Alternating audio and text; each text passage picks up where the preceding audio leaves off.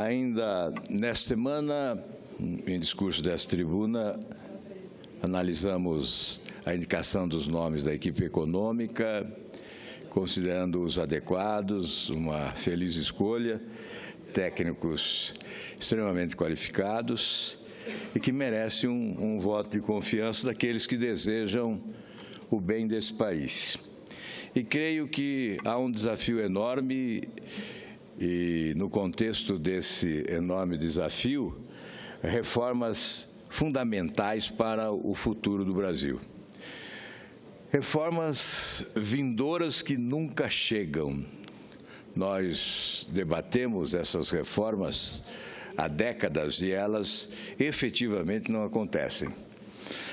Analisando as reivindicações externadas nas manifestações ocorridas pelas ruas do Brasil, nós podemos fazer a leitura de que, muito mais do que exigir a substituição de um presidente por outro, os brasileiros exigem mudanças radicais, ruptura com esse sistema de governança que se esgotou, condenado reiteradamente pelo povo brasileiro, e reformas que possam significar avanços no campo da economia.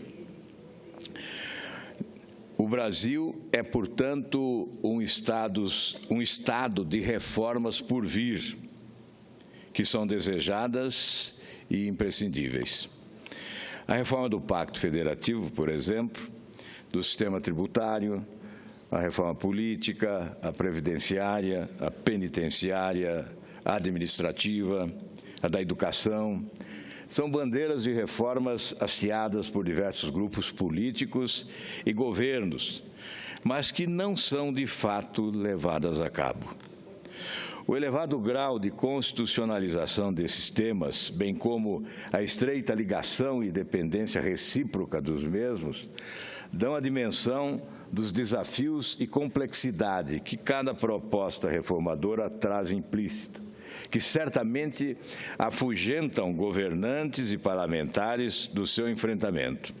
Tudo isso sem considerar os interesses cristalizados, vinculados e dependentes da manutenção das estruturas em vigor. E há que se considerar também que quase sempre os governos são imediatistas e não olham o futuro. Quando se fala em reforma tributária, os governantes temem perder recursos num primeiro momento, sem avaliar que, a médio e longo prazo, a redução da carga tributária possibilitará um dinamismo econômico, que permitirá que a roda da economia gire com mais força e, por consequência, a economia cresce e o governo arrecada mais com a redução da carga tributária. Diante dessa paisagem complexa e das tantas promessas reformistas não cumpridas, fica a dúvida. O governo e o parlamento têm condições de realizar as reformas ou seria necessária uma nova constituinte ou uma comissão revisora? Como abordar uma reforma tributária sem vinculá-la à reforma do Pacto Federativo? Como abordar a reforma administrativa com o objetivo de melhorar a eficiência da prestação dos serviços públicos, da aplicação do dinheiro público e reduzir os níveis de corrupção no âmbito dos entes federados, sem iniciar um debate sobre a desconstitucionalização do direito administrativo? São questionamentos que nos levam a reconhecer que será necessária uma profunda revisão do texto constitucional.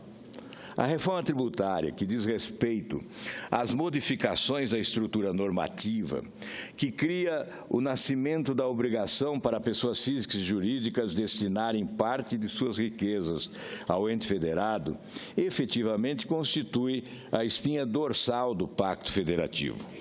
Pode-se considerar esta a reforma que está na base das demais e é seguramente aquela que permitirá desenhar o tamanho ideal do Estado, ou seja, a estrutura que o orçamento comportará. definir primeiro o tamanho do orçamento para definir depois o tamanho do Estado. Na atual Constituição Federal, os artigos 145 a 162 estão assentados os alicerces do Sistema Tributário Nacional. A Constituição Federal repartiu competências tributárias entre União, Estados e Distrito Federal e municípios de forma objetiva e exclusiva. Os municípios exigem os impostos previstos no artigo 156. Os Estados e Distrito Federal, os impostos tratados pelo artigo 155, e a União restou ampla disponibilidade sobre matérias não contidas nos artigos 155 e 156. Os encargos dos entes federados estão previstos nos artigos 21 a 32 da Constituição Federal.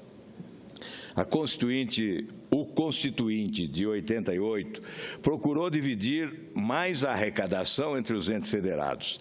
Todavia, a União, com a criação de várias contribuições, chamadas contribuições sociais, que não são compartilhadas com estados e municípios, praticamente anulou o esforço do Constituinte de 88 e recuperou sua posição histórica de maior arrecadadora. A partir da Constituinte de 88, reiteradamente, as contribuições sociais foram instituídas sem o compartilhamento com os entes federados, fazendo com que a União se tornasse proprietária de uma receita desproporcional, se compararmos com estados e municípios.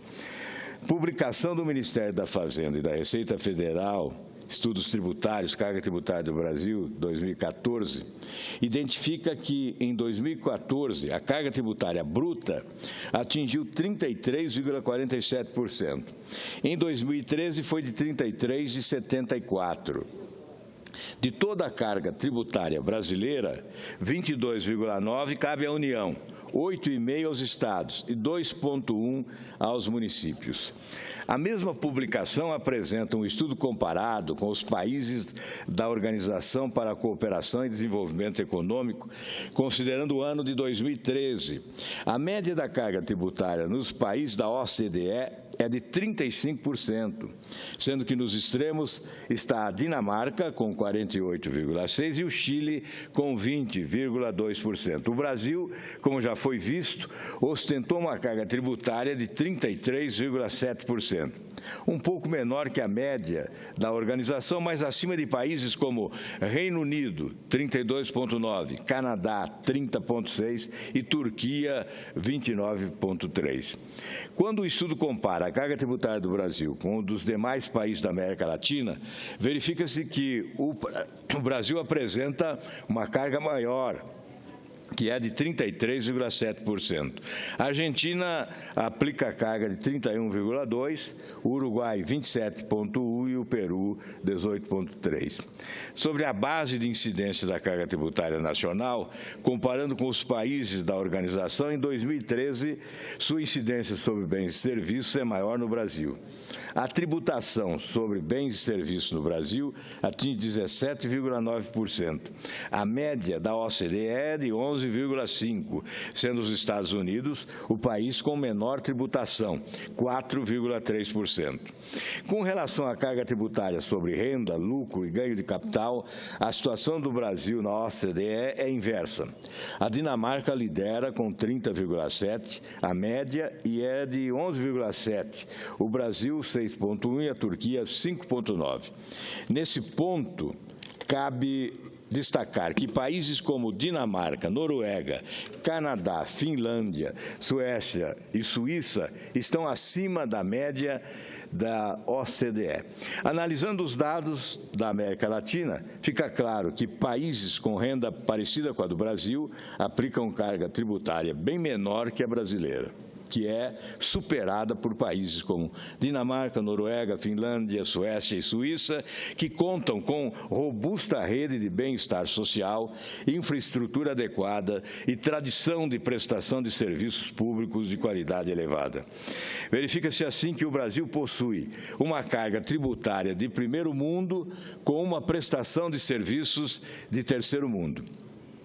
Como foi visto, a base do sistema tributário dos países desenvolvidos, que tem uma distribuição de renda ampla, são os chamados impostos diretos, que incidem sobre o patrimônio, renda e lucro. Trata-se de uma base tributária onde quem ganha mais, paga mais. O Brasil, como é conhecido, possui uma distribuição de renda estreita, onde os impostos diretos incidem sobre uma base menor. Os países mais pobres, com distribuição de renda inadequada, quando constroem uma base tributária com predominância dos impostos diretos, obtêm uma carga tributária menor, visto que os impostos diretos incidem sobre uma base estreita. Procurando contornar essa regra, os governos e os legisladores brasileiros optaram por ampliar de forma silenciosa a base de incidência tributária sobre bens e serviços, que são os tributos indiretos e abarcam base tributária maior. Com isso, construiu-se um sistema tributário que proporcionou atingir uma carga tributária de país desenvolvido, com agravante de que os impostos diretos não aumentaram como os indiretos. Dessa forma, os impostos que não pagamos sobre a renda, o fazemos sobre os produtos e serviços, portanto, alcançando fortemente as camadas mais pobres da população. A tributação de bens e serviços é eminentemente regressiva, isto é, os pobres pagam proporcionalmente mais impostos do que os ricos, considerando o percentual da carga tributária em relação à renda. Atualmente, quando o Estado já não está cabendo mais no orçamento, o governo cogita a possibilidade de ampliar a base de incidência tributária com mais imposto regressivo.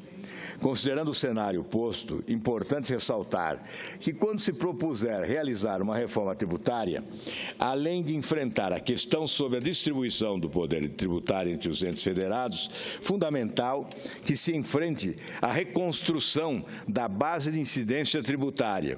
Esta, sim, um equívoco absurdo, totalmente inconciliável com o padrão de desenvolvimento e distribuição de renda no Brasil. E concluo, senhora presidente, dizendo que o modelo tributário é, sim, o grande instrumento de distribuição de renda à disposição de quem governa o país. Eu concedo com satisfação a parte ao amigo senador Dário Berger, do PMDB de Santa Catarina, estado vizinho e vizinho dos paranaenses, muito querido do Paraná. Sem dúvida. Muito obrigado, senador Álvaro Dias. Eu cheguei a abordar dessa tribuna hoje, evidentemente que não com tanta propriedade e nem com tanta exatidão, algumas questões relacionadas ao discurso proeminente de Vossa Excelência, como sempre. Eu abordava aqui que, desde quando eu entrei na vida pública, se falava em pacto federativo, se falava em reforma trabalhista, reforma tributária, reforma política, reforma fiscal, e por aí vai. Passado 20 e tantos anos, o discurso permanece o mesmo e, o que é pior, a situação conjuntural se deteriorou. O sistema envelheceu, venceu, não tem eficiência, e a população se demonstra revoltada e indignada porque a carga tributária é pesadíssima, chega aos patamares de países desenvolvidos, e a qualidade dos serviços oferecidos são de péssima qualidade. Por isso que o movimento de 2013, etc. e tal, e que nós temos que tomar cuidado, porque a permanecer a situação como está, os movimentos devem voltar a acontecer. E eu estou muito preocupado com isso. Mas, na verdade, nós precisamos reformar o Estado como um todo, para que ele se torne mais eficiente, se torne menos burocrático, que a gente consiga colocar ministros nas suas pastas que tenham capacidade resolutiva, rápida, objetiva, porque nós não podemos esperar mais.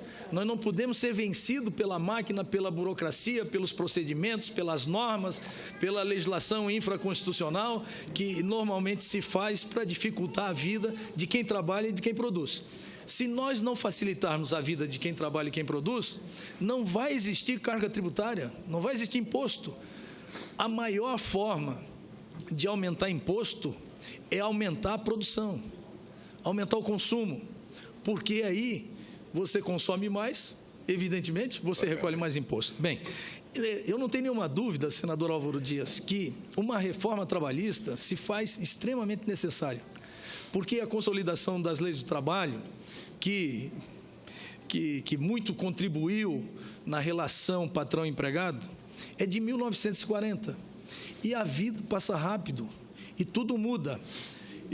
Surgem novos conceitos, novas realidades, e nós precisamos, na verdade, na minha opinião, rever questões conjunturais que possam atender ambas as partes, porque a lei só é boa quando é boa para ambas as partes. Quanto à reforma tributária, entende-se, eu falei aqui hoje. Eu não sei quantos impostos nós temos, mas vou pedir para a minha assessoria levantar, porque hoje na nossa empresa nós precisamos de um departamento jurídico maior do que um departamento contábil para gerir as nossas empresas, o que é um absurdo pela complexidade do sistema tributário que nós enfrentamos hoje. E um mestre em tributos para orientar o departamento de contabilidade. Então, dando sequência, ato contínuo aqui, a minha, só pedindo uma benevolência da nossa querida presidente Regina Souza, que é uma simpatia de senadora, enfim, partir para a reforma política, que era a reforma das reformas no início do nosso mandato, e que nós fizemos um remendo, um retalho, e que não sabemos nem como ela vai se comportar agora nas eleições de prefeitos. Vai ser um laboratório, com o fim do financiamento de pessoas jurídicas e etc. e tal, que eu votei favorável, porque eu acho que o próprio financiamento, ele deturpou, vamos dizer assim, a lógica natural da convivência parlamentar e empresários, e que hoje se tornou o caos desse problema todo que nós estamos vendo aí, e o novo Pacto Federativo. O novo Pacto Federativo não sai porque a reforma tributária não sai. E eu dizia aqui, porque é uma matemática que não fecha. Porque quando se fala em reforma tributária, todos os entes federados pensam em arrecadar mais para si próprio. E aí é uma matemática que não fecha. Aí os estados também precisam fazer as compensações e etc, etc. Então, na verdade, nós precisamos olhar com outros olhos para o Brasil. Nós precisamos estar convencidos de que a situação como está não pode ficar. Seja com o governo que está afastado, seja com o governo que assumiu, para que efetivamente a gente possa construir uma nova realidade para o Brasil. Portanto, eu me associo ao pronunciamento de Vossa Excelência, primoroso como sempre é, para dar esses pequenos detalhes de contribuição, porque tenho certeza que também são importantes e que nós deveremos deliberar isso aqui o mais rapidamente possível. Muito obrigado, senador. Lúcido à parte, como sempre, né? Com a contribuição valiosa para um modesto discurso que pretende colocar uma posição, de certa forma, constrangida quando nós cobramos reformas, né? Porque enquanto Vossa Excelência parteava, eu imaginava o nosso telespectador nos acompanhando e indagando. E vocês, o que estão fazendo aí que não fazem essa reforma, né? E eu considero a pergunta inteligente, mas há uma resposta para ela. Nós somos coadjuvantes, porque o artífice principal das reformas é o Poder Executivo, em razão do sistema presidencialista de muita força, que é proprietário das iniciativas legislativas mais importantes. Reformas de profundidade só acontecerão no Brasil quando tivermos um presidente mudancista, com a coragem, com a ousadia de promover reformas de profundidade que provocam grande impacto na sociedade. Eu não tenho nenhuma dúvida que um presidente desenvolvimentista, vamos esquecer um pouco esses rótulos da esquerda, da direita, e colocar um presidente desenvolvimentista capaz de promover reformas, com a coragem para tanto, capaz de articular politicamente e se relacionar com o Congresso de forma republicana, terá sim a possibilidade de promover as grandes reformas proclamadas e negadas ao nosso país. Com certeza, esse é o caminho. Muito obrigado, senhora presidente.